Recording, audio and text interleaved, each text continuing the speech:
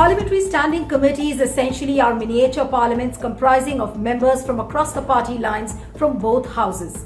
Parliament's business is conducted by these committees considering the paucity of time and the varied nature of work done by these executive committees. Standing committees facilitate wider consultation on bills and policy changes where members openly take positions because there is no pressure of whips. So these parliamentary standing committees in a way are watchdogs of government policies and become voices of various stakeholders where opposition parties play an active role not only as members but also as chairpersons. Unfortunately, in a recent rejig of these parliamentary panels, the opposition parties have not been allocated the post of chairman on any of the important panels like that of Home Affairs, IT, Defence, External Affairs, Health and Family Welfare.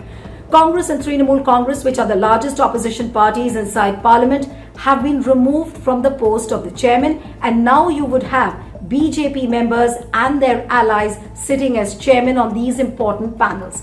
So does this rejig look so simple? Is there not a hidden agenda by the government? Let's find out. So let's take a closer look of who's got what in the parliamentary panels. Congress retained the chairmanship of one panel, Science and Technology, Environment and Forests. The second largest opposition party, Trinamool Congress, has got none. Trinamool lost the key Food and Consumer Affairs panel, which will now be headed by BJP MP Locket Chatterjee. Congress MP Abhishek Manu Singhvi has been replaced by BJP MP Brijlal as the new Home Affairs panel chairman. MP Pratap Rao Jadhav of the Maharashtra Chief Minister Eknath Shinde-led Shiv Sena camp is the new chairman of the IT panel, replacing Congress's Shashi Tharoor. The Health and the Family Welfare panel, which was earlier headed by Samajwadi Party's Ram Gopal Yadav, will now be headed by BJP's Bhubaneshwar Kalita. So is this move by the government politically motivated? Well, I spoke to a number of people inside Parliament and who are at the helm of affairs of various committees, and they said that this is almost like breaking the spine of the parliamentary system. There are a few parties I would not like to name that are tamer than the tamest, that are more pro-Modi than even the BJP supporters. And this group of 4 or 5 parties have been given the chance of heading these committees. But other than them, the real opposition has been dropped so that no real questioning can be done. It is for the first time that the Bharatiya Janata Party government has decided that the Home Ministry will not go to Congress Party, which is today the principal opposition party in the Parliament.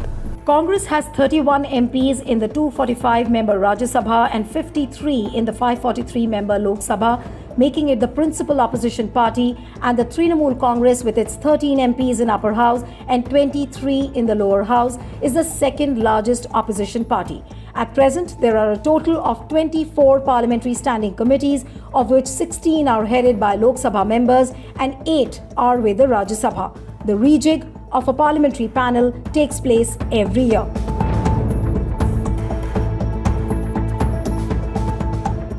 Opposition MPs say that this is an unprecedented high-handedness of the authorities to willfully deprive parties like Congress and Trinamool Congress. Parliament hardly sees any serious business transaction because of the deadlock between the government and the opposition. Few MPs I spoke to, and they said that the chances for raising a question are a meager 5%, out of which 3% are only written replies given to the MPs in a bureaucratic manner, and 2% are starred replies where you have a scope for an open debate. So all in all, the chances of an open debate in Parliament are completely obliterated. And in that scenario, the only forum which was left was the standing committees, which now have been completely snuffed out. Though there is no rule that the opposition leaders have to be at the helm of these panels, but this has been a well-settled parliamentary convention which now has been subverted by the government. During the sessions, the time allotted to the MPs is inadequate, and this is why the opposition members sitting in the parliamentary panels scrutinize the government policies. But now the opposition has been deliberately expunged and decimated. I spoke to a number of leaders in Rajya Sabha and Lok Sabha who say that the government is uncomfortable with the questions being raised inside the parliamentary standing committees, and hence this was a move to eliminate the opposition from the key posts with an eye to muzzle the opposition and suppress the voice of dissent. So the big questions now. Shashi Tharoor was heading the Information and Technology Standing Parliamentary Committee, which was looking into the Data Privacy Bill, the Pegasus snooping row. What will happen now? Will we ever come to know the true picture? Because now on the IT panel is Eknath Shinde's faction of Shiv Sena sitting as the chairman. In last couple of years, the IT committee has been very active on issues like privacy, on issues like Pegasus, on issues like people's right in this digital age, which is making this government very, very uncomfortable. So they have taken away that committee also away from Congress. The whole idea is that nobody should question this government, that nobody should be powerful enough to fix the accountability of the government.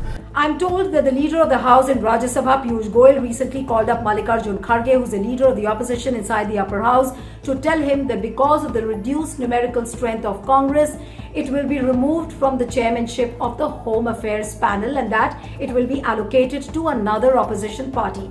Mallikarjun Kharge registered his protest. In fact, he wrote a letter to Piyush Goyal saying that conventionally, the Home Affairs panel has been with the principal opposition party. In fact, in the same letter, Kharge wrote to Piyush Goyal saying that in a democracy, accommodating understanding and the principle of give and take goes a long way to ensure the smooth functioning of Parliament. So the picture is very, very clear.